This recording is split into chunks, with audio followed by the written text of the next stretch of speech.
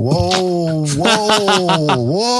Wow, that's going to be a I think great what opener. happened is it was on safe mode. What's happening was It was my on safe iPad mode, so when was- I clipped, it turned me down. So is that we don't- better? it's fine. I can It's fix fine all until this. I clip. It just won't go back down. I'll just clip. Just don't and do not that. You were a little hot 2 weeks ago. lie. I know. I was like, what the hell? What are we talking But I about? didn't adjust the setting either, so I'm not sure what happened. You turned safe mode off though, did you? No, I just now turned safe mode off. Oh, you know what? Hold on. I didn't turn on my settings. Oh boy. I don't want to get yelled at. Jim, What yell are at you him. guys doing? Just yell at him. This usually happens. This is We're normal. doing the same Just thing we yell always at do, him. That's all Jim. you need to do. Don't worry Remember about I told you. anything else. I'm trying to figure this. I'm trying to figure it out. Yes, Jim. Trying to figure out how to podcast. First rule about podcasting. Talk about podcasting. Talk about it. Stop talking about it. All right, there we go. Oh, wow. That's crazy. It does sound Great, different. AJ's here. We can finally start. Wow. Oh my Even Jim's god. waiting on him. Yeah. Well, he sent me. What did he send me? Condoms. No, he didn't send me condoms. He sent me. That would be amazing. Pro Pyro rack branded condoms. Whoa. Oh god. Oh god. You give that out at every major event. First line of defense. Nice rack. Here's some condoms. If you want to keep buying fireworks, use your condom. Oh my God. STDs are the number one greatest inconvenience in future pyros consumer everywhere. fireworks. The club scene, what a dirty place. Wow. This escalated so quickly, and Jim hasn't started And talking. it could keep going too, I'm quite sure. Oh my God. Oh, It's too damn man. funny. Jim, you really got to get it. Put that mic in your mouth. You're used to it. Welcome to the Rhythm Pyro Podcast, where Posey, AJ, and Jamie ignite your passion for pyro musical show design while testing the very limits of your capacity for stupid.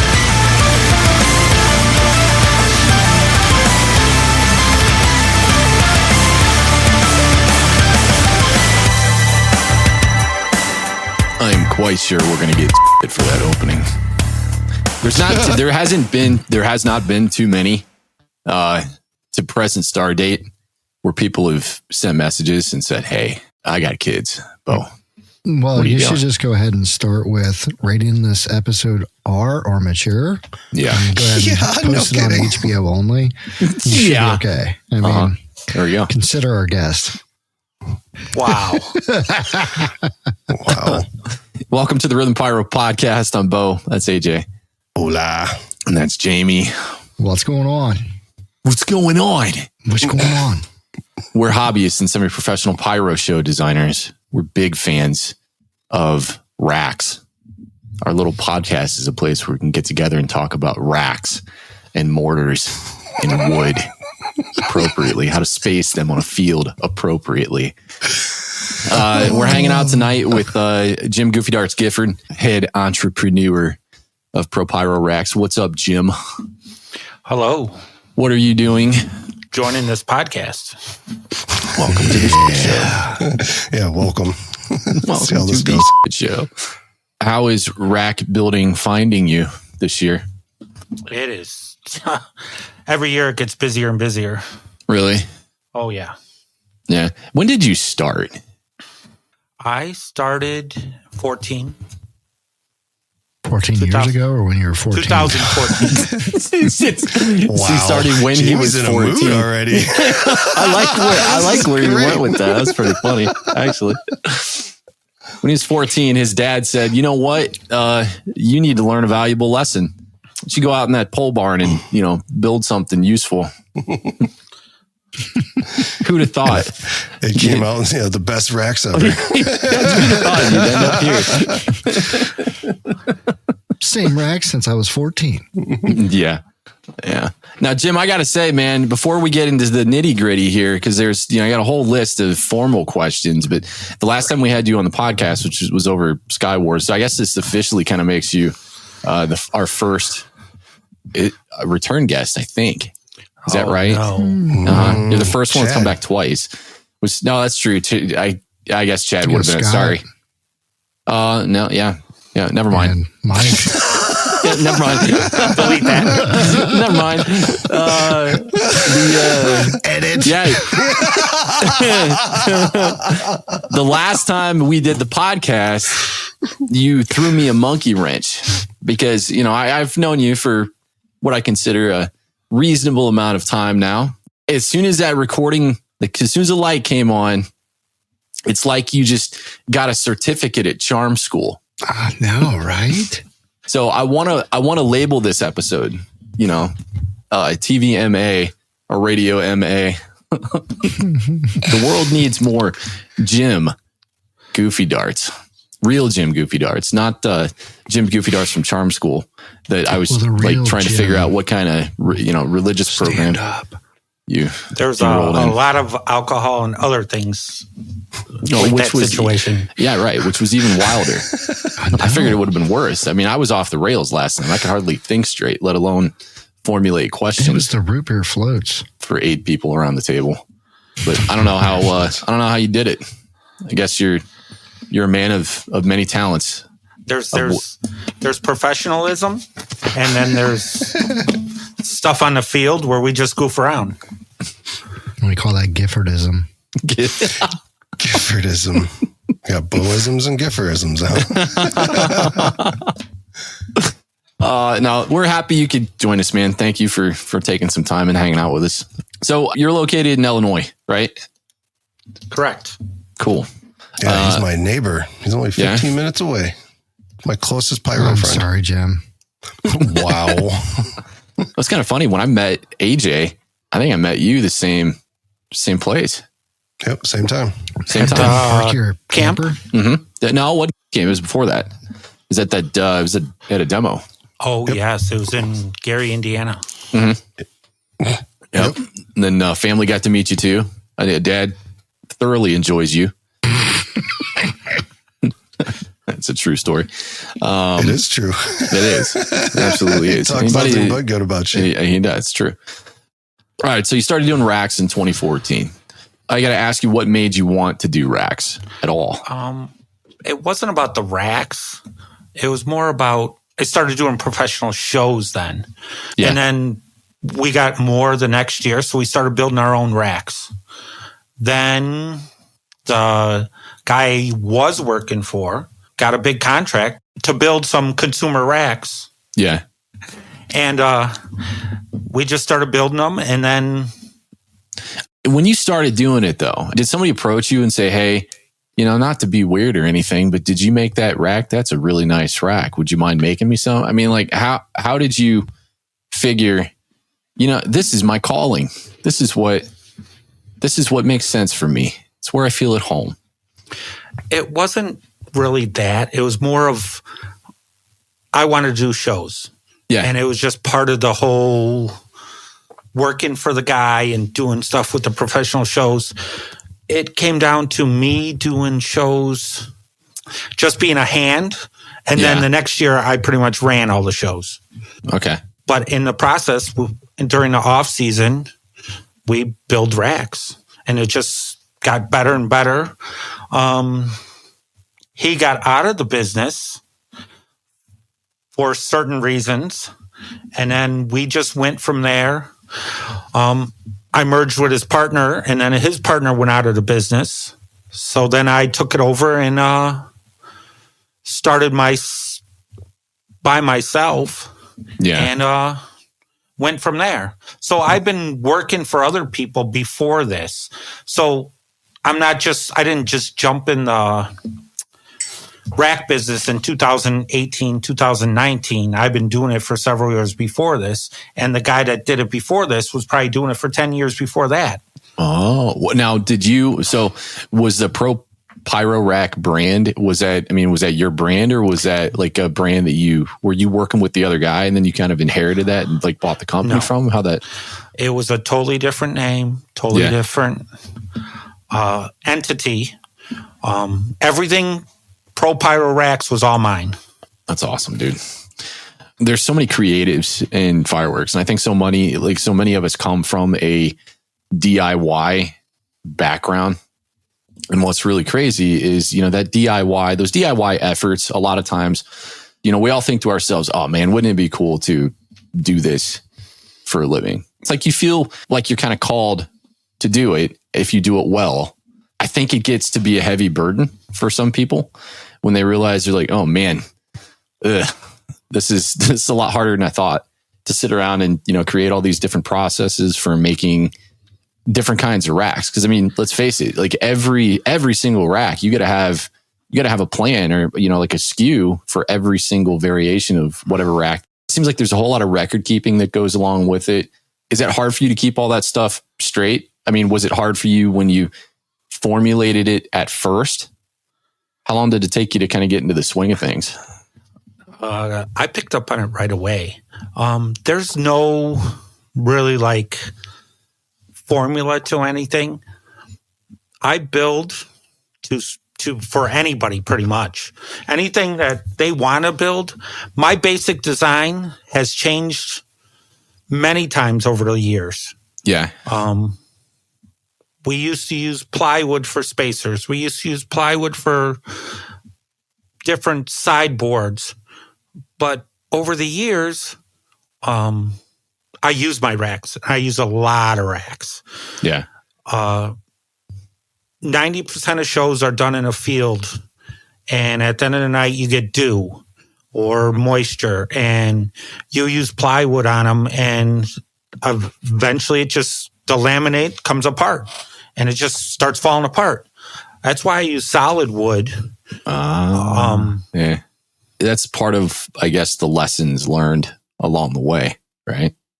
You take 10 racks, one has plywood, one has solid board, you blow them all up, it's not going to make a difference. You set them outside and let them get the moisture or the rain or anything like that, the plywood's going to come apart.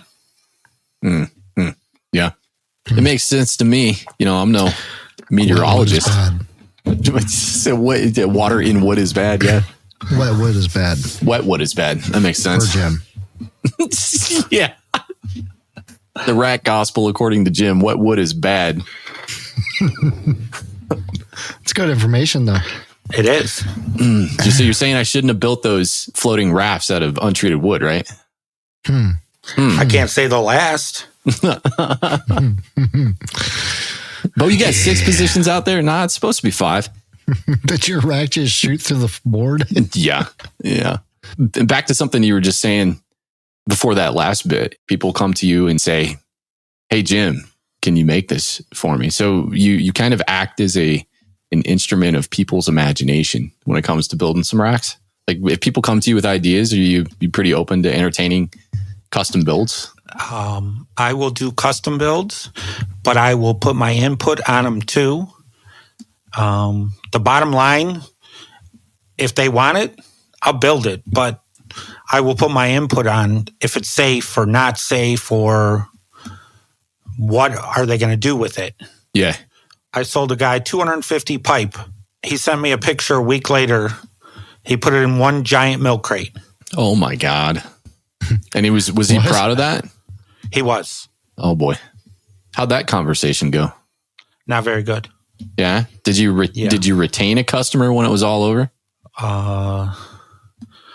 He did not come back, but I told him it's gave it to him. It's the same thing as a milk crate. If something goes wrong and these lights, all those, it was probably 250 2-inch DR11 all in one giant milk crate. Yikes, man. Wow. I don't know. I mean, I guess we can go down that rabbit hole on the milk crate thing. I think for reasons that are blatantly obvious that it's a very poor idea at its core. all it takes is 1 Kato, and then you're going to wind up blowing up the integrity of that rack and everything else. Typically, if you're throwing something in a milk crate, I think it stands that you probably have a lot of the rack fused together. Now, that might not always be the case. I can't imagine any scenario where somebody would think it's a good idea to throw a bunch of shells in a milk crate and go, you know what? This is my super compact and efficient rack. Look at how little of a footprint it takes up. And then I'll just stand over here and I'm gonna go like that shell and then that shell and then that shell, one after the other, and then the whole thing blows apart and then they don't have any more feet. Where did the California beach guy sound come from? I was channeling my inner dumb, which isn't all that hard to do, believe it or not. That was a new one though. Yeah. All right, I'll write that one down. Well, I guess we'll use that one again at a later date.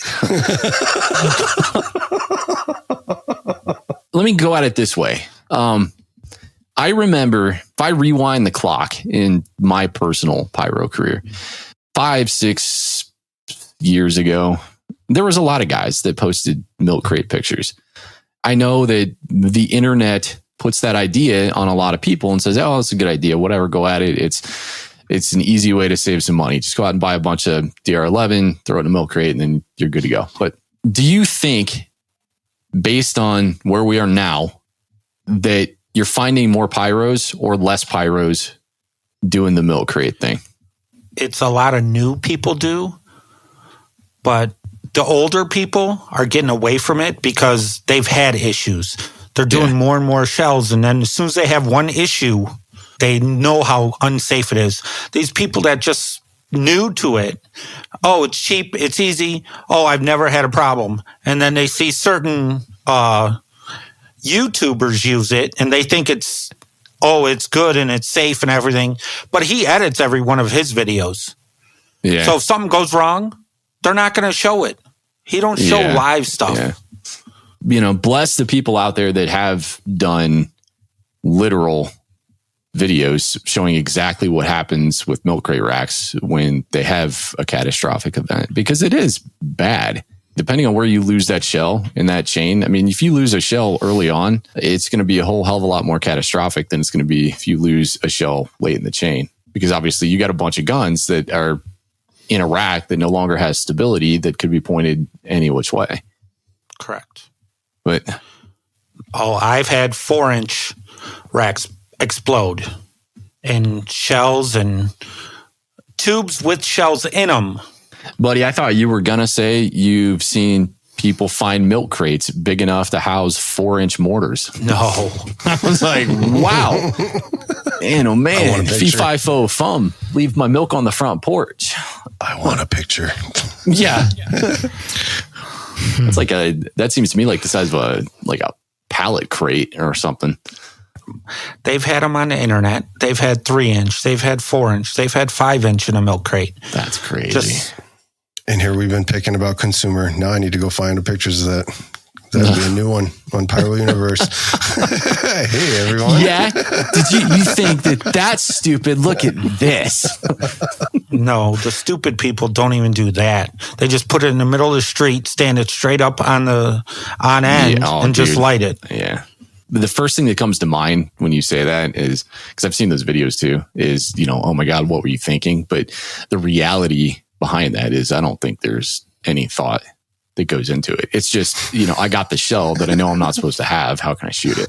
Correct. So it seems like it would be a positive that at least they're using a mortar in which houses the caliber shell that they're supposed to shoot. I don't think I've seen too many videos where they're running out there with PVC pipe and then putting up a 3-inch shell, 4-inch shell. That'd be scary. Hey, back in 20 years ago, I did do that. I will say I did. You shot out a PVC. But you didn't know any better, right? Yeah, I was going to say. I had a 5-gallon bucket full of sand with a PVC pipe in it. That was how old are you? That was about 30 years ago. It was before HDPE was like formulated. And, it was 22 years ago, something like that, when I was like 21, 22. 22 years ago. Yeah. Man, oh man, you're old. Wow. You're old. It's not old. It's knowledge. Get it It's right. wisdom. It's And wisdom. the man works harder than any one of us. Yeah, AJ's told me how fast you can throw a rack together, and I kind of want to. I kind of want to see it next time he comes over and watches you do your thing. I told him to take a video because I just want to AJ, watch. just go out and take apart one of your racks because you like taking things apart and let Jim put it back together. It's not about fixing racks. It's about starting from scratch. He's got wood in the garage. Yeah. I get semi trucks at a time. Oh, he was talking about he wants you to go out there and see how to do it now. Yeah, I'm gonna time you. Yeah, I do. I want to see the whole. I want to see the whole process. I mean, is it? Are you a one man band? No, I have a crew. The amount of racks I build, yes, you cannot do it home by yourself. Yeah. No, he'd be dead. What do I have? Shop alone, just there's like pallets and pallets and pallets That's stacked awesome. on pallets of racks. I plan on making my first shipment either Friday or Monday, a whole 24 pallets, all 8 foot high. And that's just 12 shot racks. Yeah. What's the most popular rack, period? Most popular is probably a 6 shot. 6 shot.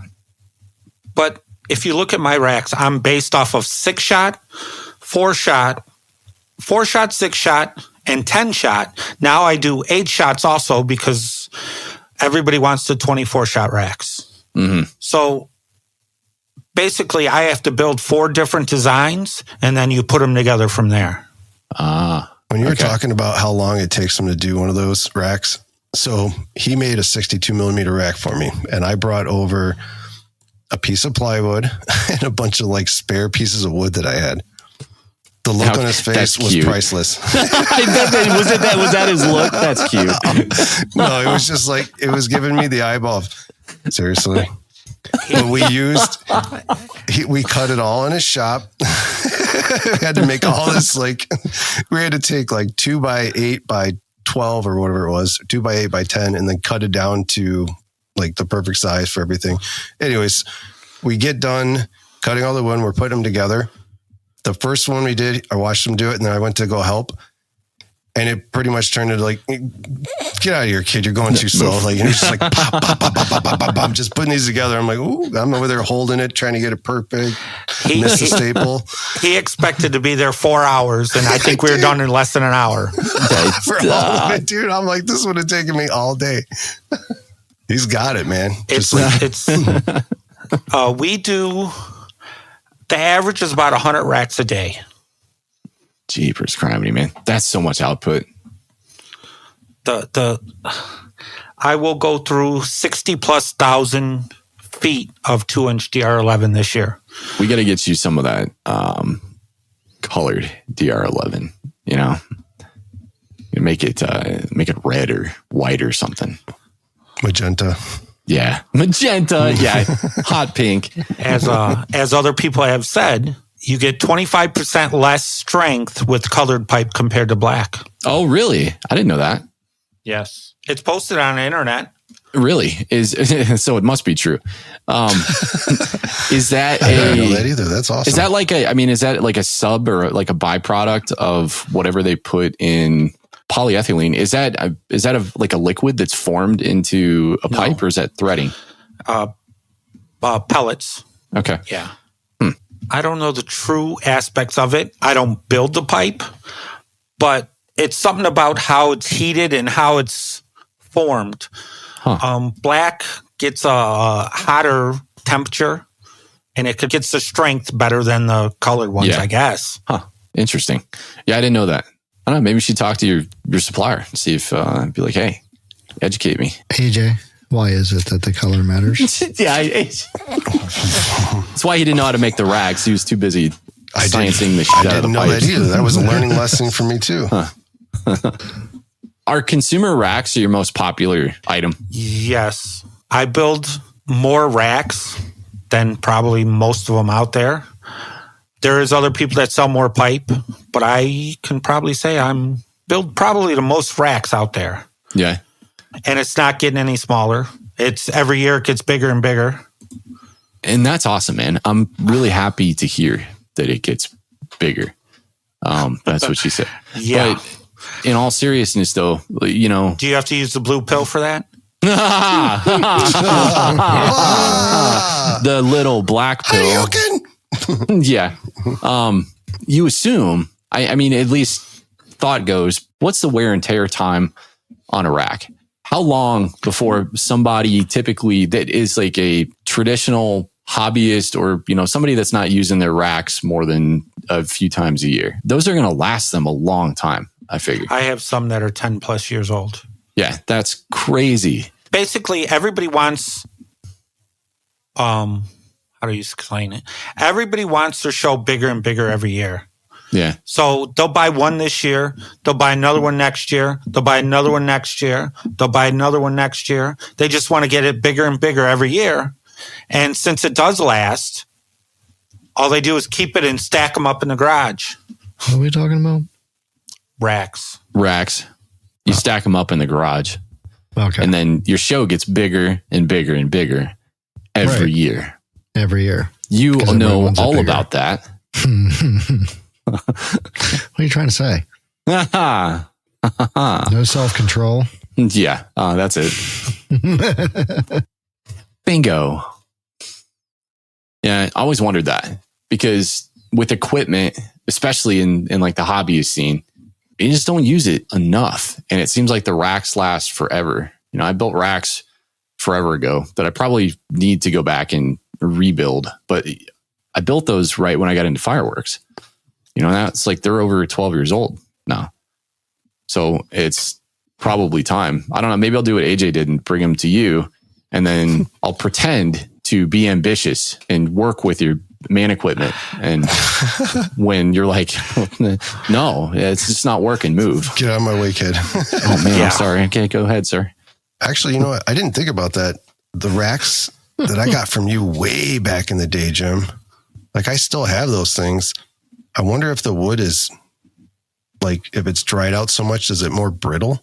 Like if it blew apart now, would it just be disintegrate? You have some, no, you always had non-space racks. But if you had space racks, you had plywood back in then. Because that was what? When did I meet you? 17? Ooh, I think it was earlier than that, man. 16? 16, maybe?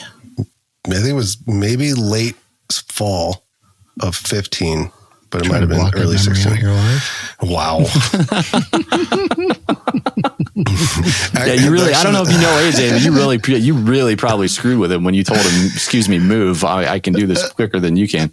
Actually, I got a funny story. So when he started his thing, he was like in a warehouse where, what was it? They parked like it was an old dealership. There you go. So when I pull in, I'm pulling into this like old dealership that's got cars in it, like all these brand new cars. And I'm like, why am I pulling in here? And I call him. He's like, yeah, come around the back. So I go to the back and I'm like, why am I picking up pyro racks at a car dealership? And then I walk in and then he's got the whole setup there to build everything. I'm like, what is going on? And I'm like, this is so strange. I'm like, do you own the car dealership too? You're leasing space in the back like Saul Goodman did at the nail salon. They let you have, so you had all your equipment there too, or were you just using that as like a transporter? That was before. This was a different name, different business. But yeah, he let us use the building. It was a vacant lot. It was an old dealership. They never used it.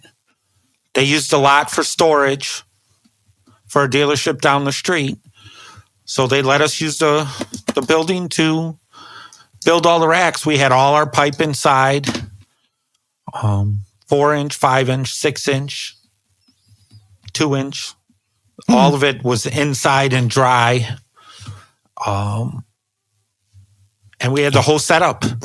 My shop now is probably close to the same size, but that had more storage. That's what I'm running out of now.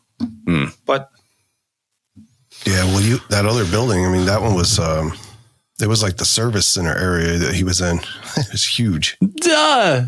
I can't imagine pulling through the, nice automated garage door to get my car worked on and seeing Jim. No, it wasn't like that. It was like they built a new dealership down the street. So this was the old one, but they used it just to store extra brand new cars at. And so like, it was just vacant. It was just an empty dealership. Oh, okay. I gotcha. Yeah. So where the new dealership was, it was just down the block. So technically there was nothing else around there, right, Jim? What do you mean by around there? I mean, like when you were going down that road, there wasn't any like other businesses that were close by. It was. God, I'm trying to remember. It's been so long. There was other places around there. It was right at Ogden and 83. The Burger King wouldn't let him set up shop in the dumpster container thing. Actually, it was not bad. Yeah. I'm glad he's closer. It was a far drive. It was not that bad. You worked right there. Yeah, but it was a drive home. Yeah. What kind of innovations and improvements? I mean, are you finding, because obviously after years and years and years of making certain designs of racks, and like when I look at your product offering, man, it's pretty tried and true. You got straight shot racks, and then you have a few configurations of straight shot, combined with angle racks, and I think you got angle racks too. But I mean, to me, like I look at that and I think that's tried and true. It's tested. That's the kind of shot configurations that so many pyros desire when they're initially doing their thing. So, I mean, what kind of leads you to lean on that? And then how do you innovate in this space? Basically, and that's not all of them. The new website, which will be up probably when this airs, will have a lot more variety. Basically, I build what I would use also. Safety, if I know it's safe, it's usable, and basically I use everything I use. I've had some people ask for certain things, and I'd build it for them, but then I'd say, no, I don't think I'm going to keep on building this or use this. Or over the years, I basically built a 4, a 6, and a 10.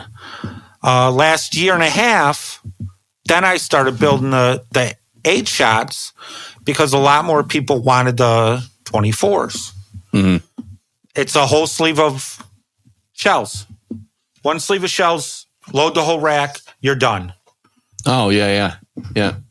That's the packaging malts that they come in. When it comes to innovation, I mean, would you say that safety and trying to make the overall experience more efficient and optimized, is that kind of your goal when you come up with a new rack design?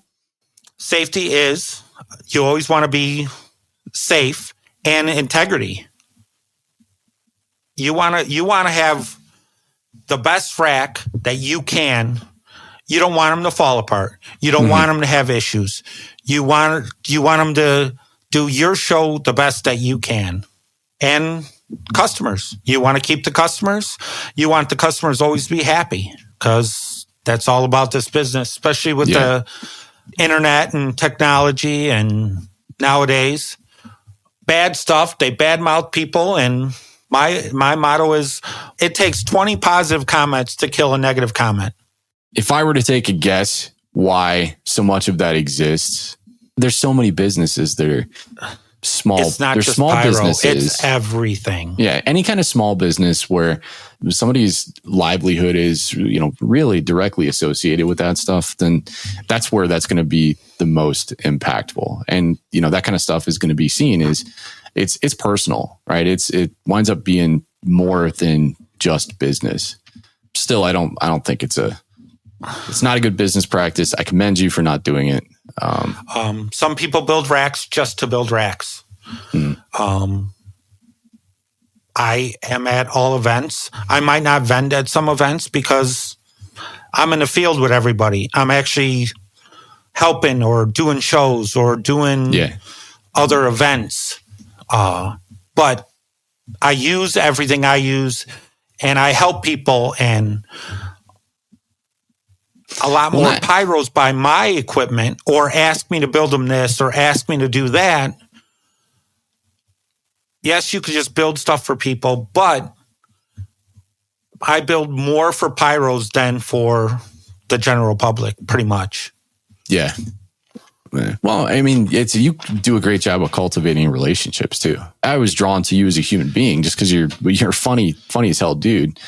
For one, but you're a good guy too. I mean, you'd give anybody on the field the shirt off your back.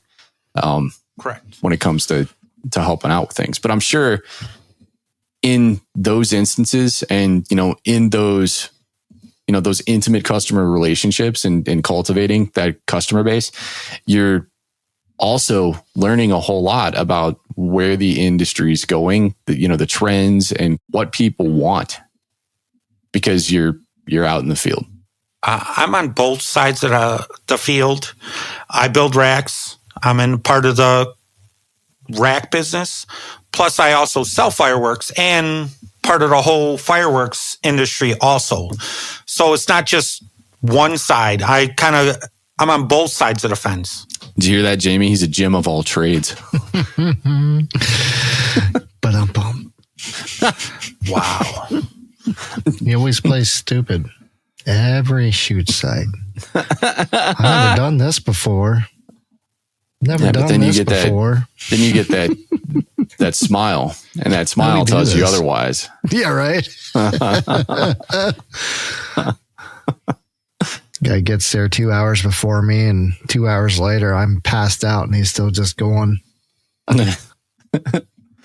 How difficult is it for you when it comes to volume orders? You get a big volume order that comes in from a big customer. Is that ever derailed, whether it be supply chain or it just comes in at like the worst part of the year, and what lead times kind of look like, and you're like, oh man, this is hard. Like, how do I do it? I've denied a lot of people. Really? It's suddenly people wait till the last minute. You wait till like beginning of June, first week of June can I have 30 or 40 or 50 racks? You're like, when I sell to bigger places, I want their order in at the latest March to April. Yeah. I'm sure there's a lot of production planning that I'm sure goes into that. Well, I'm sure you got to place orders all the time too. So which allows him to formulate his production plan for any one given year, figuring in that customer base. But it's got to be tough with new guys that come in really late in the season and have an expectation, because I'm sure at some point stock levels on raw materials you're going to probably buy so you have some left over so you can serve the general market. Correct. But for bigger orders, that stuff, do you account for it or not? You do, to a point. Yeah. Like COVID was very rough. Pipe was taking 14, 16 weeks to get. Wood prices tripled, quadrupled. It hurt. It hurt a lot, but you get through it. And now I'm stronger than ever. You try to order enough. You get your big orders in, and then you order so much extra for what you think you're going to use. Yeah. Some years, I've had 3, 4, 5-inch pipe, 6-inch pipe. One year, sold out of everything. So you double the next year. Oh, sold out of everything again. Jeez. Then the next year, suddenly you only sell a quarter of what you should sell. You're like, well, that hurt. But when pipe takes 14 weeks to get, it's just like fireworks. You're ordering from China. You're ordering in August for 4th of July. Yeah. Do you know what you're going to sell? Absolutely not. Do you know an estimate? Yes. It's a gambling game sometimes. Yeah, I mean, I can imagine forecasting for it is rough, especially in fireworks, especially if a portion of the pie of consumers is actual consumers, right? And it's not business to business facing, or, you're not fulfilling orders for big guys that can more or less kind of put a pulse accurately on what they're going to sell, like resellers, right? Guys that will buy your stuff and then throw it into stores and then sell it there. Like just based on their business models, depending on how big that company is, they probably have a better pulse on gauging the market because they've done it for a billion years. They understand that 4th of July on a Saturday is going to drive more sales than 4th of July on a Tuesday or Wednesday. This last 4th of July, it was on a Tuesday. Yeah. And my location, I had 15 minutes of rain in 20 days. Oh. The average temperature was 98 degrees. The average index was 106. I can imagine the humidity was insane. The average humidity was 106. Ugh. We had some days up to over 120 humidity. It was brutal. That's ridiculous. And it hurt with sales because there's burn ban everywhere. Mm. So real quick, we were going back on the getting those last minute people that come in at the end of the year going, they need racks. I did that to Jim. Do you remember that, Jim, when I was heading out to Texas? I called you the day we were leaving. Yeah. And I gave you some 10-shot space racks. Was that pre-built stock, though, or did he do the Build-A-Bear thing and then want to come up there and build it with his own wood? No. He wanted some non-spaced ones. I'm like, I don't even think I was either gone or leaving or something like that. Oh, that's right. You were leaving. You left it outside just so we could go get it. It was one of those that clicked in my head when I was loading the van. I was like, oh no, I need more racks. Jim. I am undercounted. 4 years ago, I got a phone call. It was the first week of mid-May. He called other vendors and they said, no, we can't do anything. He wanted 20, 30 shots by the first week of June, and this was mid-May. It was on a truck 3 days later. Like right now, I'm doing all my big orders. At NFA, I told everybody, I said, I want all the big orders. You want them in by March, April at the latest. So you could get them. And if they're really big, you want them in by January. So you add it to the pipe order. Mm-hmm. I've got my main orders already in, the semi-truck loads. So we'll see how many last minute people call this year. I'm sure it happens every year, and I'm sure there's more notable instances of it, like that one, where if you accept the order, you got to put the damn things together and get it out like immediately. You prepare for a lot of that. I know when the internet's supposed to go off. Come early May, start getting more and more and more, all the way up until mid-June. Yeah. You're talking about when online sales kind of like kicks up? Yes. And then you get these. I was like, whoa, there's a day when the internet shuts off. What? There is. No, there's a day when you want to turn it off. People are calling July 1st saying, hey, is there any way I could get it by the 4th of July? We're like, where are you at? Next year? Oh, I'm in California. I've told people at the beginning of June, there's always prepare next year. They want a whole 2 pallets. Yeah. And you're already swamped from other stuff. And I've heard of other people shutting down at mid-May. Really? Saying we can't take any more orders before the 4th of July. Mm-hmm. Do you feel like those customers learn, though? I mean, because they're in a situation Absolutely where... not. Really? So, like, they're just egregiously bad at this. So like, it's not like really, next year they'll go, oh, okay, well, you know what? It was bad. And I remember it being bad. And I hated calling everybody and asking for racks and nobody gave me racks. But you know what? I'm going to wait until, June 15th. It's try it again this year. They get their product. They don't think about the other stuff. They get their product. They got 10 sleeves of shells. They got 500 shells. Then they only got 300 worth of racks. Either you reload or you somehow get more racks. And it's not just consumers.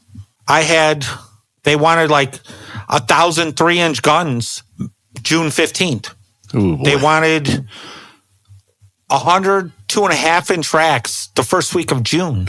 I would imagine that's for like the increased display loads. Well, you want to do the business, but then you don't want to say, yes, I can do it. And then June or July 1st, they're like, where's my racks? We didn't have time to finish it. What would you say is the most challenging aspect of, one, the market in general, and two, intra Pro Pyro racks? What do you feel like are the most challenging aspects of your business and, how you're challenging yourself to grow? The most challenging, I would have to say, people sometimes. You do not know what to expect. It's truth. Racks, I could build anything. Give it to me. People, what they want, what they do. I've been on the phone for 2 hours with somebody talking about stuff, and then they don't even order. Or it's true. But I'll tell you, I did this, talked to somebody 2 years ago, and then he actually went and bought my racks somewhere else because I couldn't supply them to him because it was like mid-June. And then he just called me again. Now he wants to order another 5 or 6 racks. Just because I stood on the phone and talked to him for a while and explained to him and showed him and the difference. Some of these new people that don't understand. They shoot out of the single tubes. They buy a case or a sleeve of shells. They use their tubes. They shoot out of the tubes, and then they want to step it up their game next year and start with racks. And it changes people, and this is so cool. I love this. Let's make it bigger next year. What can I do to make it bigger next year? Size matters. Size matters. Oh man, we're still with on your that? 4x8 piece of plywood. I don't want to get wet. I don't let it get wet. I store it in a very, very dry place. Do you make 4x8s? Yes. Nice. I use them all the time. I'll let you know in June. I put them in I use so many 4x8s. Put exactly 18Q, 18M on them, and they're done. Carry them to the field. You're done. Yeah, good luck carrying Jamie's. That's for AJ's heart. You got a forklift? Yes. We can have. It's called a skid steer. Jamie needs a skid steer. Write that down, Jamie. OPEG expense. But all we got to do is get this thing from over here into the trailer, and then from the trailer out to the field. He had it figured out the last year that he did it though, because when it was done, you had it loaded into the trailer, and I even asked you at one point. I said, "Are we getting it out?" And you're like, "No." We're not going to move it at all until it gets to where it belongs. That's easy to fix. With a skid steer, says the guy. Or you get a detachable wheels and you just lift up a corner, pop the wheel on. Lift up a corner, pop the wheel on. You're good. Look at you. Roll that thing right out. Oh, Jamie, there you go. That's amazing. We'll have to get a remote control and motors. RC 4x8. Just do it that way. We're going to take it to the next level. And you can Just figure make it out how to funny. do that creatively too. You can be like, you can shoot one section and then He's moving to position 2. We'll have fountains shooting off as it's rotating. Yes, it's going from one position to the next. Oh, God. I can't. That was a way better idea than I had. I was going to tell him just put a wagon handle on it and make it look like a giant Red Rider or whatever. Wax the bottom. Yeah. A racer. What was that old wagon? God, was it Racer or something? Red wagons. Yeah. That was Racer. Radio Flyer? Radio Flyer. There we That's go. it. That's a great idea. That's why I couldn't remember it. That's a great idea. Wouldn't it And then hilarious? when you get it parked, you can put some like set piece wheels on the actual wheels. Oh, yeah. No space wasted. Just make sure it's absolutely within that footprint. Right. I have to recess the wheels. Yeah, you're going to have to delete this part. I ain't deleting Nate's listening. Nate's on a cruise. He can't listen. It's not that He'll Nate. listen. It's not that Nate. This is the other Nate. Oh, It's yeah. Jamie's white whale Nate. Nate's Not going to Nate have meat. 3 This is different other Nate's control meat. modules for each board. Oh, my God. Oh, dude. All right, man. So tell me about the new website. You said it's going live here shortly. The new website, there's a lot of restrictions that I couldn't do with the old website. Yeah. Shipping. Like what? Oh. Shipping restrictions. Shipping's going to be calculated and cheaper. Nice. More user-friendly. More shipping options. Orders are going to be more friendly on my part, like printing out and filling and taken care of on my part. Yeah. It's better administration on the back end for you. Yes. It's a lot different than the old website. A lot more learning curve. I could do computers to a point. I'm a wood man, Bo. Not a bits and bytes man. If we're talking bits, maybe we're talking drill bits, but that's where it ends. You're a computer guy, right? I self-proclaimed. Self-proclaimed. Self-proclaimed. He knows what he's talking about. I mean, when we lost you there for a second, I thought for sure something's wrong with AJ's internet, but that's the extent of the help that I could provide. Lies. Hey, it didn't work. It's not working. You look to have an issue. So is it still propyroracks.com? Yes. Sweet. I could get on the website. It's a separate username right now. All I have to do is transfer the .com over and it can be live. It's live now under a different name. Used it, placed orders on it, shipped orders on it. Full user-friendly now. It's So just it's not live. It's in beta. Yes. Cool. Everything's got a beta. I love that. Hopefully it changes the game a little bit. Yeah. We'll see. Well, I'm looking forward to seeing it, man. I do like the new logo. I think it's slick. I got to see it. It looks cool.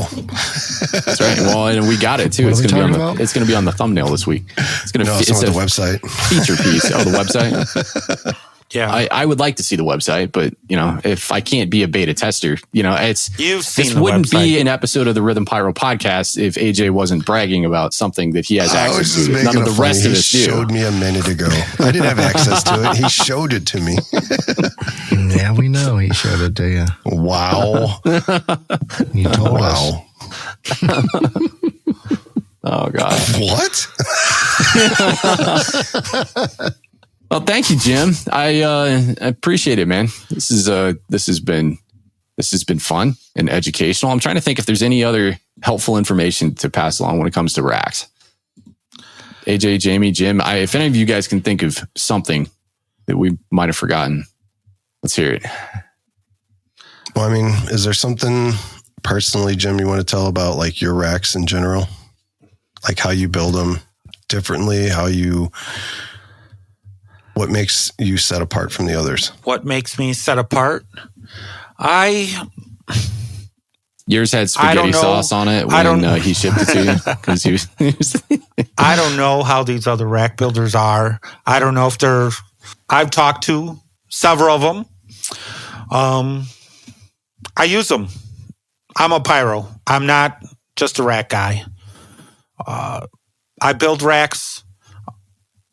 If I've blown up several racks, not on purpose, I've blown them up. I had an incident. I had a new guy, just a regular guy. We were loading shells for doing a demo. I used my rack. It was a 30-shot rack. I'm hand firing, doing a demo shells. Drops in 3, light them, boom. Go to the next segment down. Drop in 3, light them, boom. Next segment down. Drops in 3, light them. 2 of them blow up in the rack. Oh, boy. Go grab 3 more shells. Drops them in. 2 more of them blow up in the rack. Same rack. Never touched the rack. I had 4 shells blow up in the rack and still use the rack like it's meant to be. Yeah. So like no structural damage to the rack itself, just blew the tube out? Yeah. No, there is some damage, but it's not going to blow the rack apart. Yeah. Nice. If we're talking about shells 5, 6, 7 years ago, it ain't doing nothing to the rack. The shells nowadays, you got a lot of power in these new shells. Yeah. But the rack did its job. And that wasn't just a test. I didn't build a rack just for... And I'll tell you right now, some of the racks that I use might have a flaw in them, or the wood wasn't up to par or something like this, so I used it for my personal stuff. So it's same production line, same everything. I don't build my racks differently than the racks that I ship to customers. And you can even look on Joel's website. He's blown up a rack, not on purpose, on accident. Mm-hmm. Yeah. It caused a little damage, but it did its job. He lit all his shells, blew up in the rack, then fired all the shells after it, and everything worked fine. Another guy had a 50-shot rack, didn't even know there's any damage to the rack till the next time he went to use it and noticed the tube was blown out. Didn't even notice it. Mm.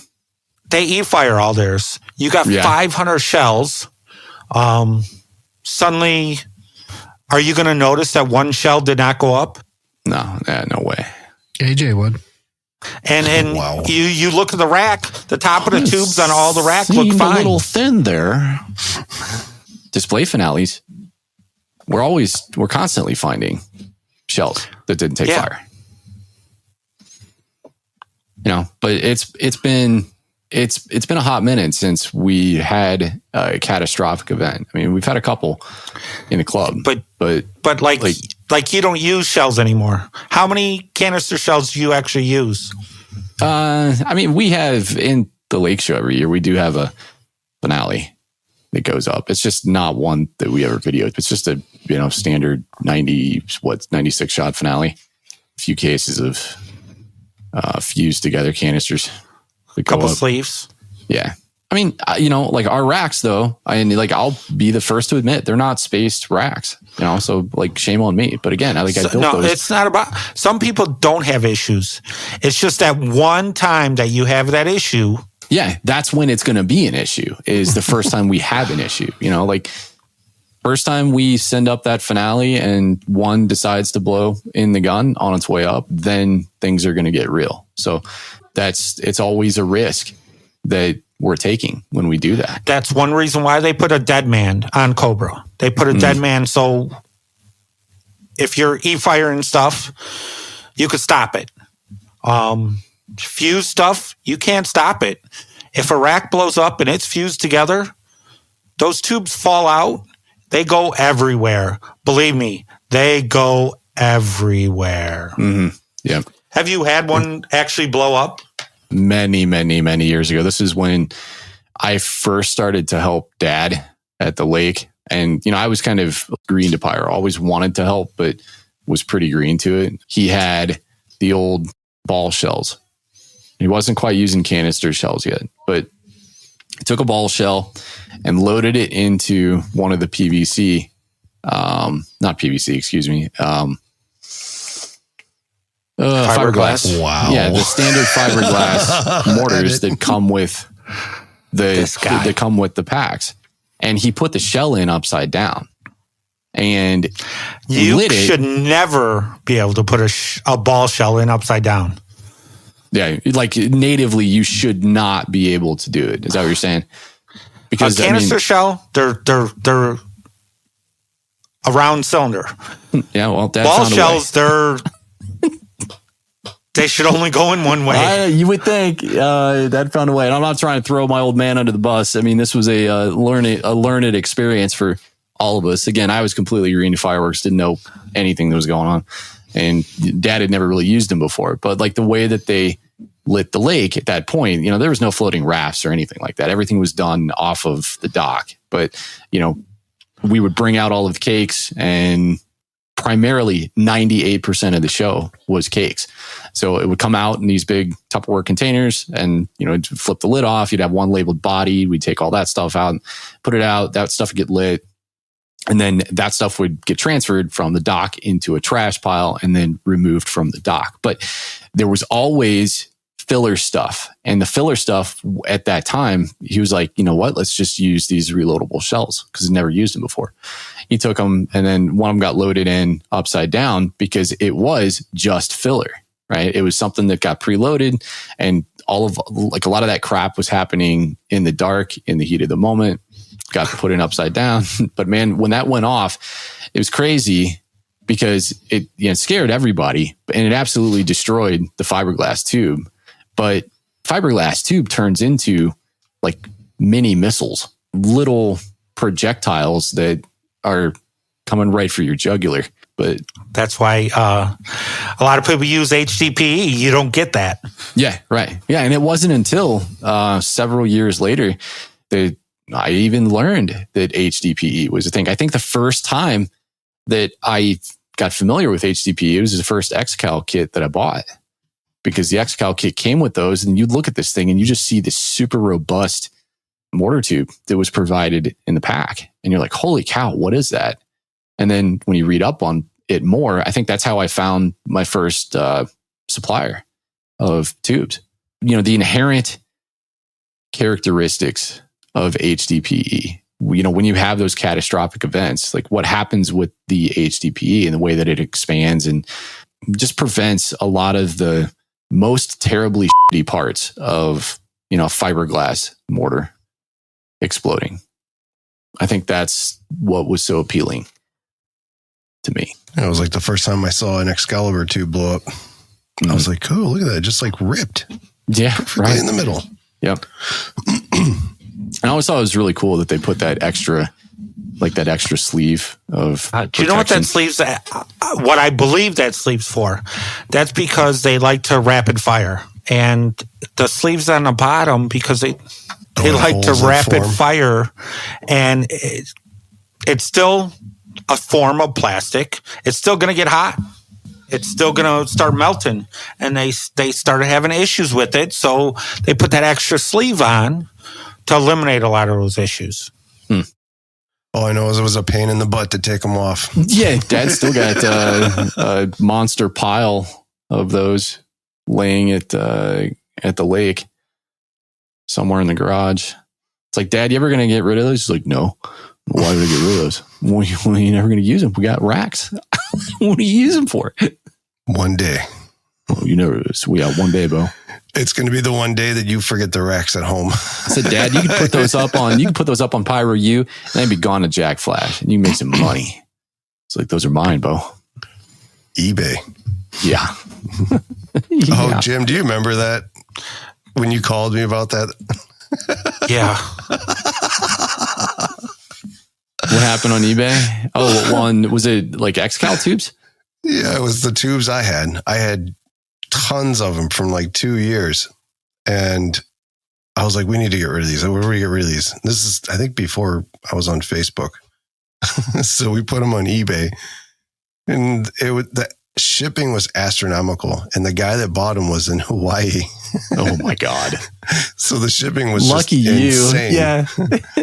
So whatever, he paid for it all. But then I was at Jim's and I was telling him about it, and he was like, are you trying to take over my business? Joking around, but it was just the funniest thing ever. The way he's like shaking his head. I'm like, hey man, I was going to throw them away. I don't know what else to do with them. Might as well sell them for a buck a piece. That's Pyro in a nutshell. Yeah, Jim, you inspired me so much. I never thought of it that way. I never thought that I was stealing your business. Yeah. With the speed he goes, he could try. Yeah. Exactly. Well, I got one done. Got a pallet. Oh, I love it. Jamie, you got any questions for Jim? Jamie disappeared a long time ago.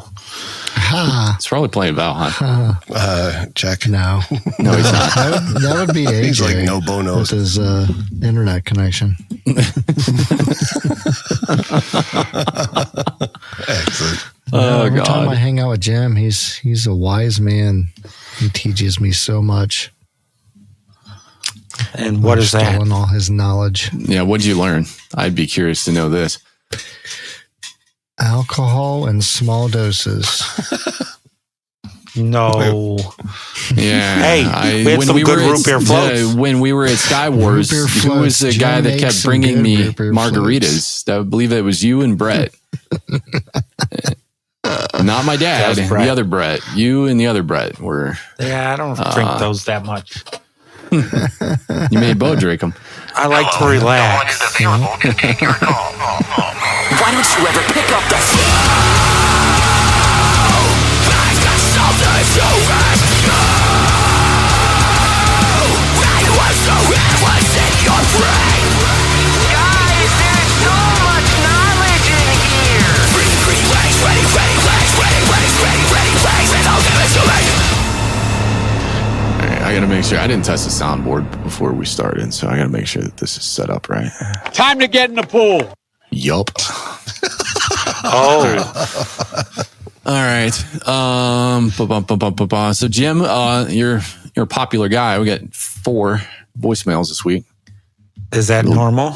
Jimbo. I mean, it's I'd say that's higher end. I think the most that we've had is 5 in one episode. Orders for March 30th. It's 4 orders. 4 orders for March 30th. All right, hold on. This first one's from Anonymous. Great. Oh, we know who that is then. All right, boys. Got a bone to pick with you this week. Yeah, I'm back. It's me again, Anonymous. And got a little sick after my vacation. I've had a cough ever since. Couldn't talk, couldn't yell. And, every time I call, I'm yelling because y'all get me all worked up on the things. And, boy, you got me worked up this time, Booze Ozzy. Listen, I'm trying to listen to the episode here, and I was real excited because my Pyro musical workflow is just absolutely just a disaster. Takes me forever to script something, and I figured y'all to help me out. Little did I know there'd be a whole lot of this 1, 2, 3, 4, 2, 2, 3, 4 talk going on, and none of that makes sense. All I know is the beat goes ba-dum, ba-dum, ba-dum, pow, and on the pow, I need a big pow, and on the ba-dum, ba-dum, I probably need some little memes and comments going off. So help me out. What you talking about with this 1, 2, 3, 4, 2, 2, 3, 4? Or what kind of elementary school did you go to there, Booze Ozzy? Yeah, guys, what are you talking about? I went to an elementary school and flunked out of the music program pretty early. I didn't pick up on music until high school. And, because it wasn't cool. Music wasn't cool when I was in school. I didn't want to be in the marching band. Oh, is that rhyming? Music wasn't cool when I was in school. Sounds like High School Musical. Yeah, I didn't want to do that. I didn't want to do any of that stuff. I wanted to, when I started playing instruments, it was solely because I wanted to get chicks. And then I met a buddy who played.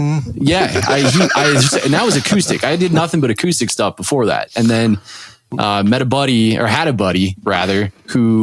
had a program called Guitar Pro, And this program was like, that's what taught me tablature.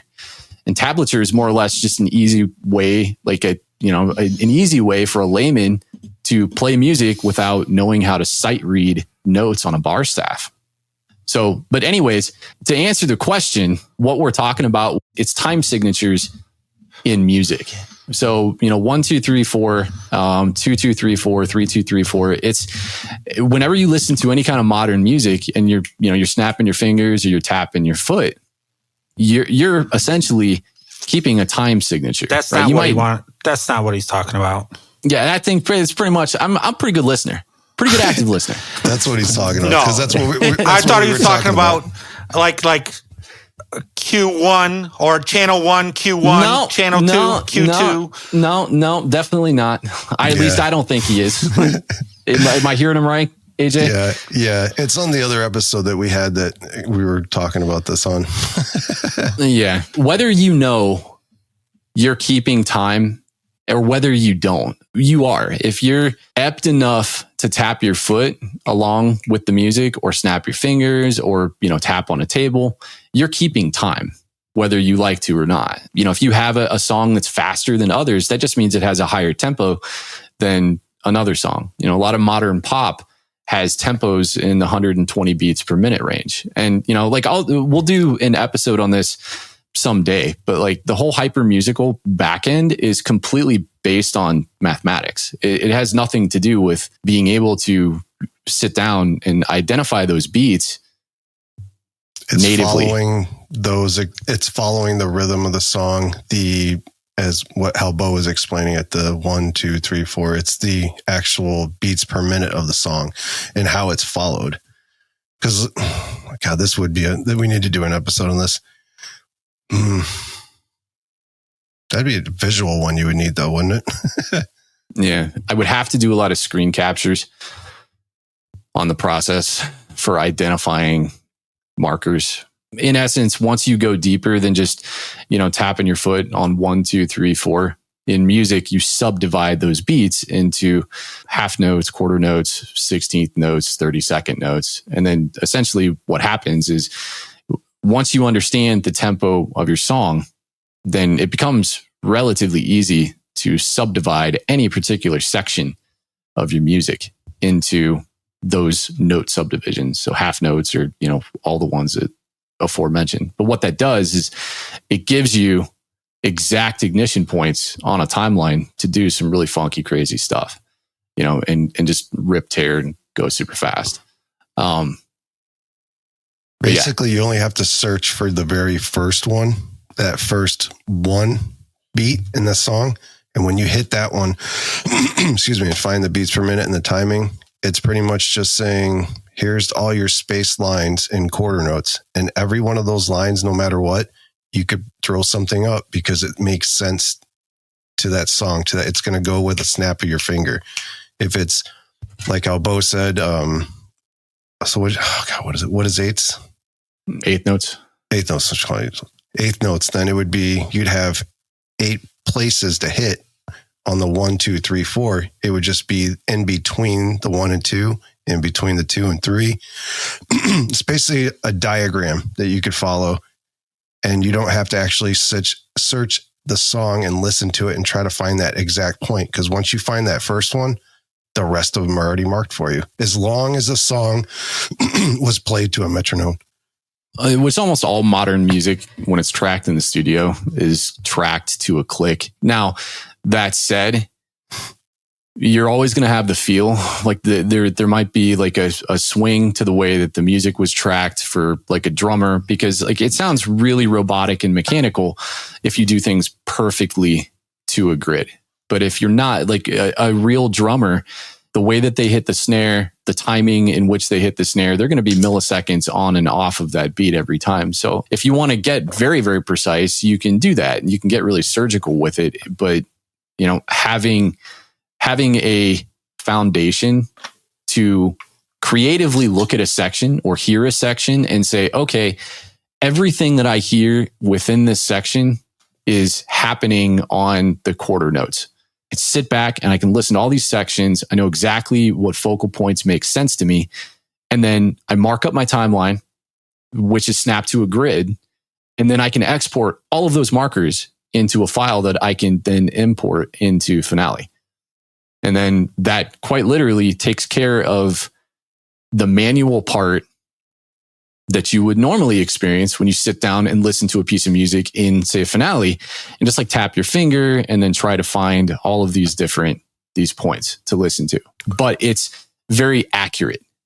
There is one thing though. If you take a song and you cut it in half, or if you suck at cutting it in half. Yeah. Hey, I don't have time. I don't have 6 months to do a pyro musical like you guys. It normally has 3 days.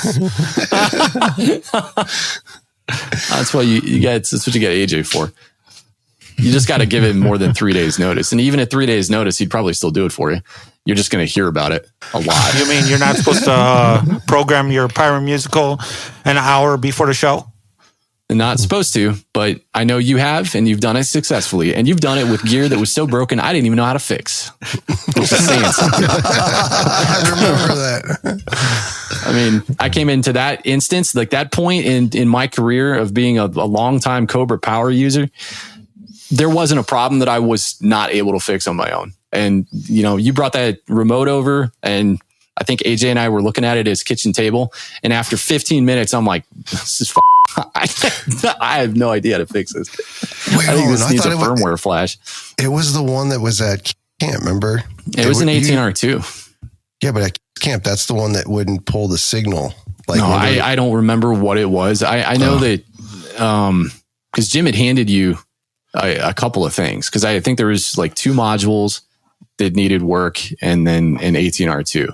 And the modules we got no problem. Like they were easy to fix. I don't even remember what the problem was. I don't know if they were just like busted Q strips or like there was like a firmware error. Like that was easily flashable. And that was back when you had to use like the old Synapse program to do the flashing. Like they didn't even have the new click power program. Yeah, the wizard that they have now. But like that 18R2 just beyond my expertise. I think I ended up taking it to PGI or something like that and giving it to them. And they 3 minutes.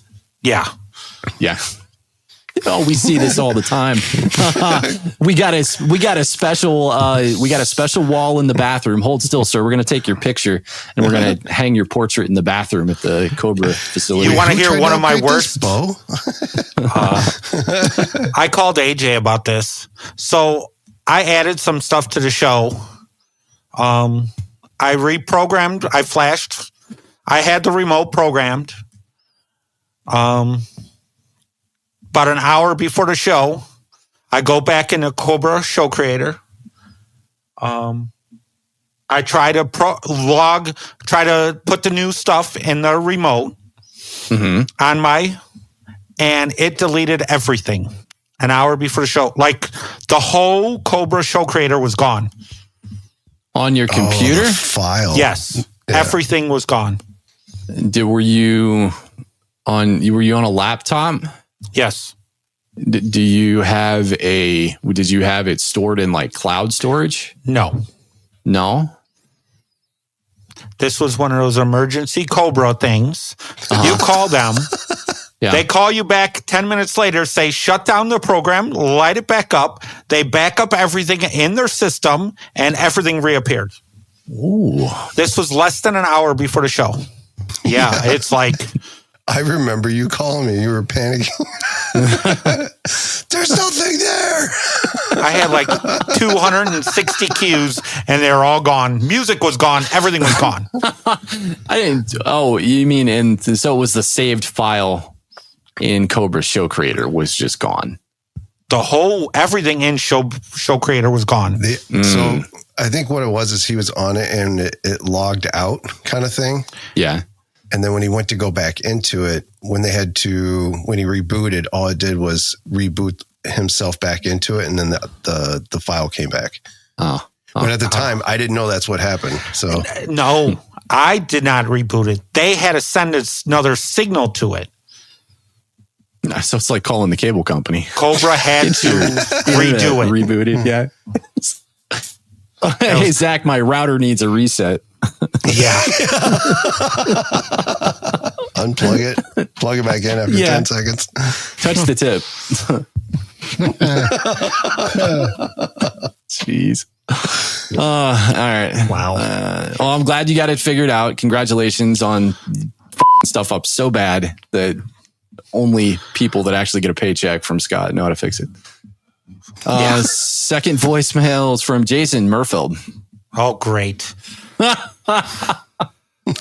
know him? What do I know about Jim Goofy Darts? This is Jason from Iowa Fireworks Farm. Scariest moment in Pyro.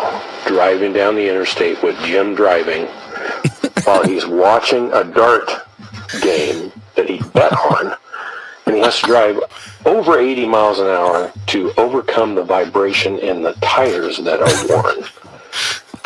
Second thing about Jim. Jim sweats at the drop of a hat. Any farmer would love to have him because he raises the humidity on the corn 2 points if he's present. Third thing about Jim, the most important thing, he is a kind and giving person. He's got a heart the size of a boulder, and he would give the shirt off his back. As sweaty as it is, he would give anybody who's got enough shirt on his back. Love you, Jim. Bye. Oh, I love that, man. That's cool. Wow. That's awesome. That's totally true, though. Every bit of that. So you're sweaty. You're a sweaty guy, huh? Yes. He said yes. You know what else is sweaty? Well, he works so damn hard, he's got to having to sweat to cool him off, man. He's probably the hardest worker on my crew. You. Oh, wow. Where's Bo Last at? time I set your racks.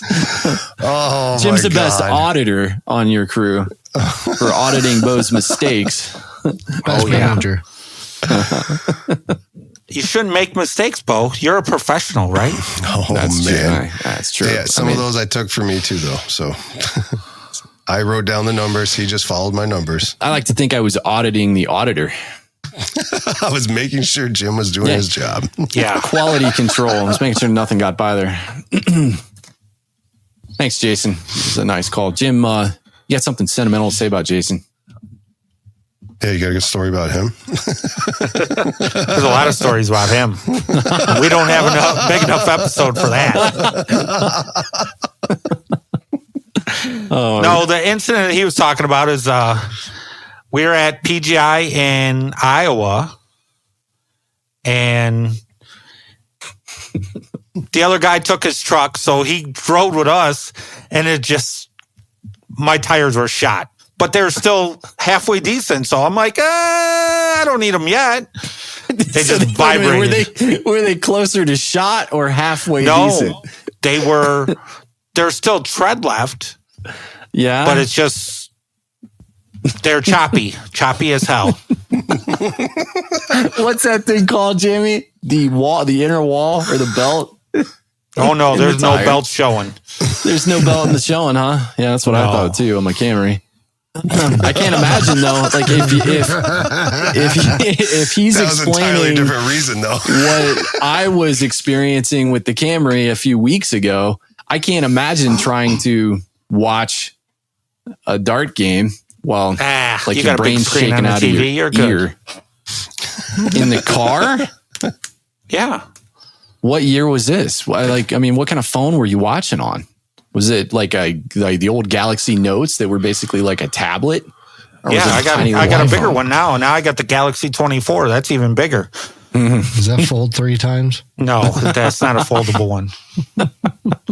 But it has a camera that you could zoom in on anything you want. What have you been zooming on lately? Wow. Trying to find you. It's great. That's why he's getting so much attention from those women. It's that 40x zoom. 40 high resolution. Yeah. 200 megapixel, 100x zoom. Next one's from Anonymous. Actually, the next two are from Anonymous. Oh, great. Yes, my question's for Mr. Goofy Darts. So I've got my racks here with the 12-inch long HDPE tubes, and I done gone back and put spacers in all my racks so that way they'd be safer out there on the shoot site. And so what my question is, I'm just not really getting the heights that I want.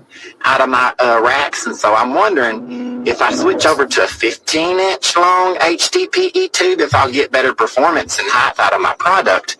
Because I'm just not getting the height I want out of these 22 millimeter mines. And so I'm wondering if that'll help me with the performance some. So you're supposed to be the rack master, so I'll just let you have that one, okay? Wait a minute, he's putting 22 millimeter mines in a DR11 rack? What? What the hell? Length determine height. That's a really good question, because I think I've wondered that too.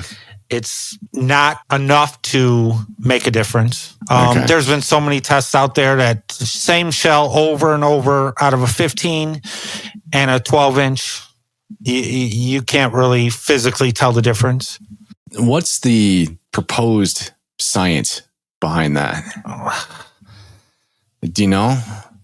They say it's supposed to go straighter, but maybe with a ball shell. A canister shell, it's going to flip. It's going to do whatever it wants. It's the path of least resistance. If it says it's going straight up and it wants to flip because it's got a wind or something certain direction, it's going to flip. They say a longer barrel like a gun, and it's supposed to go straighter or longer, but a bullet has a rounded edge. You're shooting canister shells out of it. Well, I think you've got like boring too in a gun barrel, don't you? That like creates centrifugal basically force. The only thing I really say is if you have these 5, 7-inch shells, they come with bigger tubes. Use bigger tubes with longer shells. You're putting a 7-inch shell inside of a tube that's only 8.5-inch long. Or what is it? No, 10.5-inch long. You're putting a 7-inch shell and a 10.5-inch long. It's almost up to the top. That's the only thing I really use 15-inch for, is for the bigger shells. Oh, you mean like those, like the 5-inch canisters and all that? 7-inch canister shells. Yeah. Are they really up to 7-inch canister shells? Oh, they have 8s. Oh God, this is getting ridiculous. Oh my God, I think they have ridiculous. 8s, but there's a lot of 7s out there. Pretty much everybody makes a 7 right now. Like Dominator makes a triple break 7-inch canister, or Lucky 7s or something like that. There's so many different 6s and 7s now. Peddlers, man. That's ridiculous. God, whatever. When are they going to come out with the 12-inch canister? Yeah, where it just like it's sticking out of the top of the tubes. It's sticking out of the top, like, and it's just gonna have one tiny little fuse right on the top. There's no leader. It's gonna look like an upside down 62. Yeah. Hey, way back when, 10, 20 years ago, they actually had 11-inch canister, or 11-inch. It was like a quad or either a quad or a 5 ball shell on it. Huh. Oh, yeah, I remember those where it had like 5 different breaks to it. Is that what you're talking about? Yeah. I've seen those. And that, I suppose, I understand. I mean, you're still limited to 60 grams like the canister shells are. Yes. Yeah. So, I mean, you're still looking at 60 grams any way you spin it. I mean, regardless of how long the Big Don is. But it's just the Big Dong. No, I said the Big Don. There's no G at the end of that. God, I have some sense of propriety. All right. Yeah, thank you for that, Jim. That was enlightening. If the only thing I got from that was there's a bunch of snake oil salesmen out there. That's what I got from it. All right, last one. Let's see. No sleeves here. You got a question about racks. So, I was wondering, what's the deal with spacing in between the tubes? You know, is there like a standard spacing that I need to have for my racks? You know, you got your 1-3 racks, which, you know, it seems to have a standard that you need for 3, 4, and 5-inch racks, you know, between the tubes. Now, when you get your little squirrel nut racks here, you know, the 1.9 or 2-inch racks that you build, do you really need a space in between there? And what's the minimum space? You know, I see guys building their own racks out of the tubes that come in these these 6 and 12 shot kicks. Do they need a space? That's a question that seems to be going around a lot. See ya. See you, no sleeves. See you, no sleeves. I got to cut that out. Footnote. Take it away, James. Take it away. Take it away. Well, take it away, Jim. It's spacers are used for expansion of explosive gases. Sometimes they're uncontrolled. To account for the expansion, right? I'm getting to that. Relax. Okay. All right. Gases are supposed to. It's supposed to be a controlled projectile. It's supposed to be in a gun. Lift charge shoots it straight up.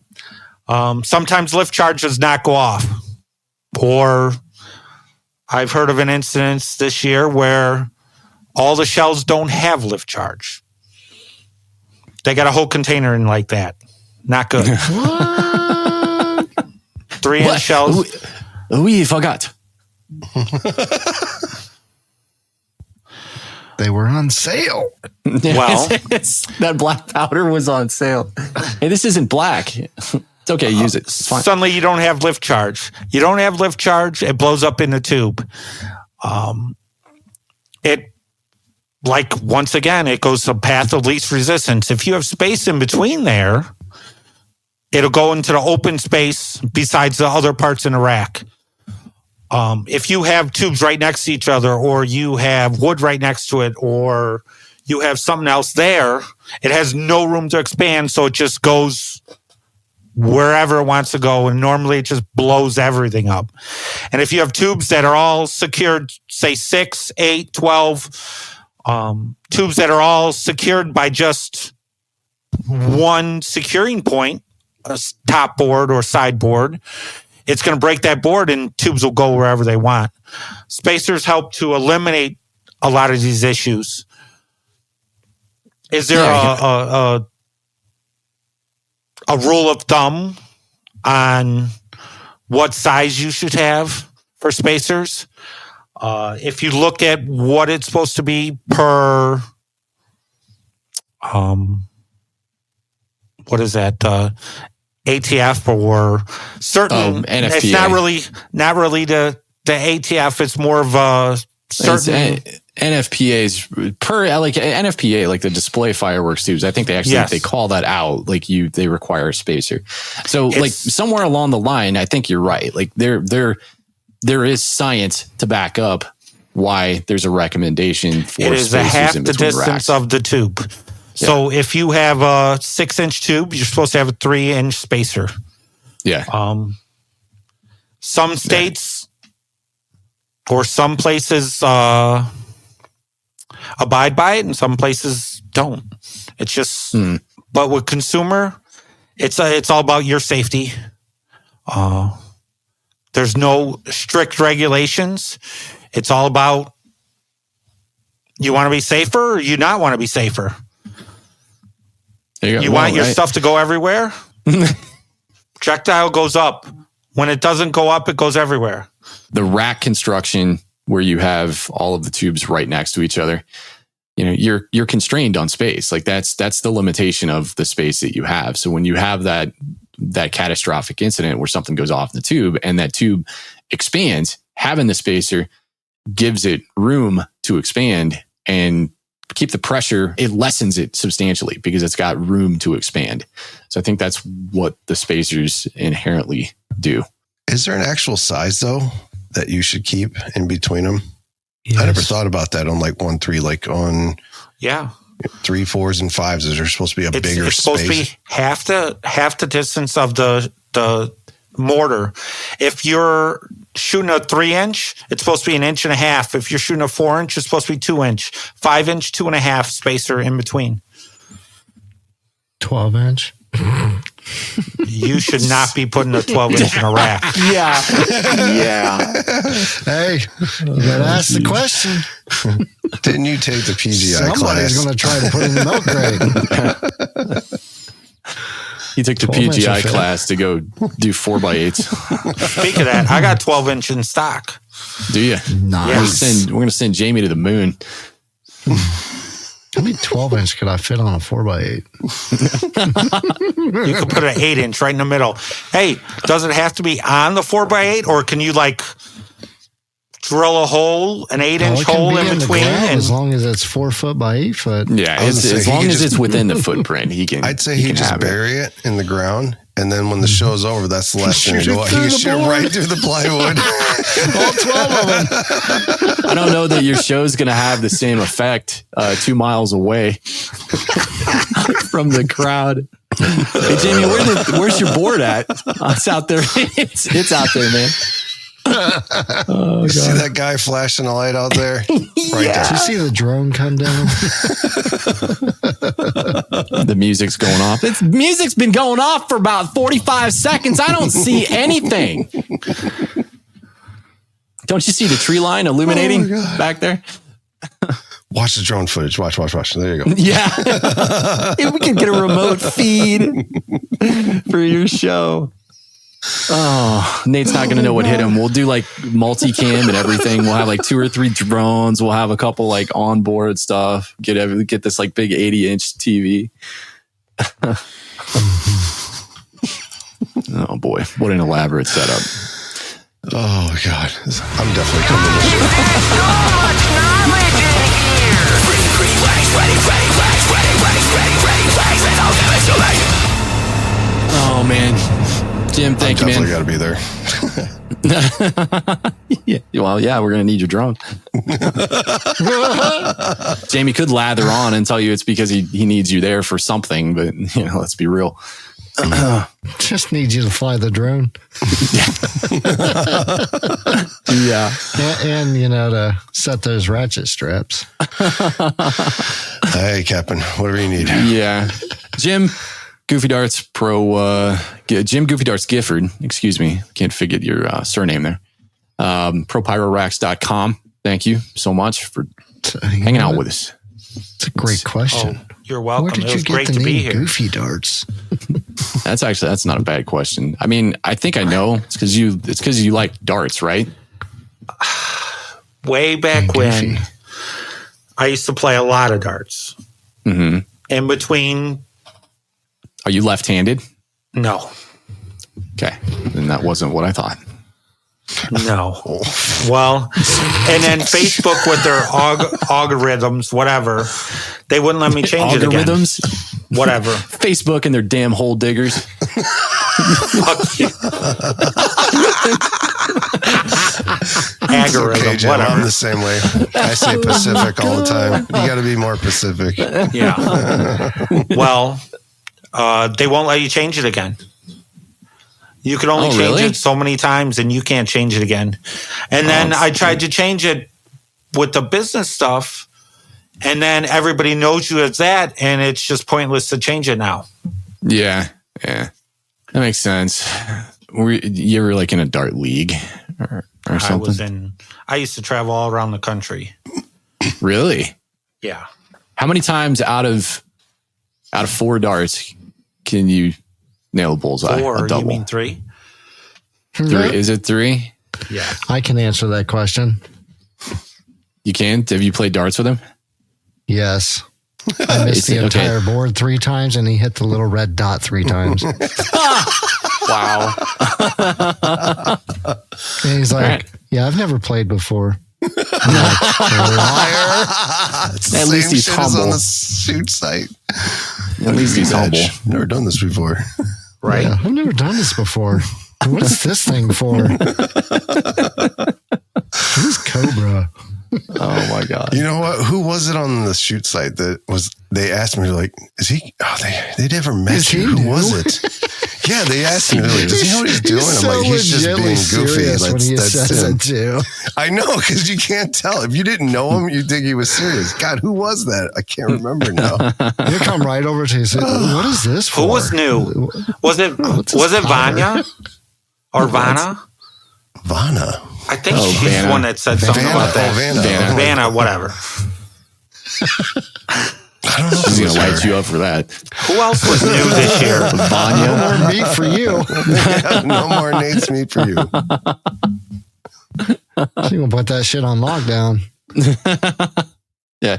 I'm Katie, not the one if you obsessed with If you screwed up Nate's meat Katie's like name, you. she'd let it go and just laugh about it. And Vanna, she's going to go Hulk Hogan mode on you. Excuse me, that's not my name. With that Alabama Sugar, that's accent. not my name. Nah, she does it way better. I love the story she was telling when she was talking about yelling at the kids. On at Sky Wars? No. When we had her on, she was talking about make sure the kids stay away from the fireworks. Oh, yeah. On the shoot site. It just reminds me of my aunt down south. And it's the same way she would treat us. Like getting yelled at in that accent makes you feel like it's more like, whoa. Yeah, it has a greater impact. Exactly. Guys, if you're enjoying the podcast because you're such an influence amongst your circles of friends, recommend us, share us on Facebook. We're up on Facebook, Instagram, YouTube. There's not a whole lot on the YouTube channel at the moment. We're sharing a lot of the episode shorts there. But yeah, give us a look and share us around. We would greatly appreciate it. And I think that Discord talk. no, the Discord is like just inherently growing. Eventually it's going to be open to the public, but it's not right now. So, for us to continue to feel like we have some kind of exclusivity, if you know us, we might let you in. We might not. Never know. You'll find out. Find out. Yeah, you'll find out. Jim, thanks, dude. It's been real. You're welcome.